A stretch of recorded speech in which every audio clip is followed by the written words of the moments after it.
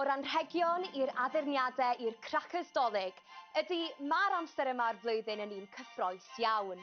Ond mae'r dolig yn gallu bod yn wastraffus, gyda llawer o fwyd, papurlapio ac addurniadau yn cael eu taflu i'r bin, sydd ddim yn gres i'r blaned. Felly, dyma tips plant ysgol Pentreuchaf ar sut i gael dolig mwy gwyrdd.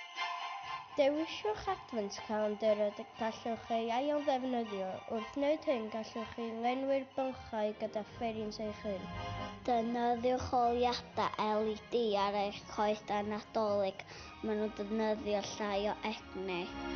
Does dim byd gwell na llenwi'n boliau gyda bwyd bendigedig am ddiwrnod dolig. Ond oeddech chi'n gwybod bod bwyta llysiau lleol sydd yn eu tymor yn well i'n cyrff ac i'r blaned? Mis yma gallwch chi bita moron, sprouts a cennin. Ac yn ola, cyfle i ni gyd bod ychydig yn greadigol drwy greu ein haddurniadau a'n cracyrs ein hunain. Rydych chi gallu creu eich cracyrs eich hunan a wedyn rhoi jocs eich hunan fewn i nhw. Ail ddefnyddiwch addurniadau llynedd neu beth am fynd ati i greu addurniadau eco-gyfeillgar eich hunain.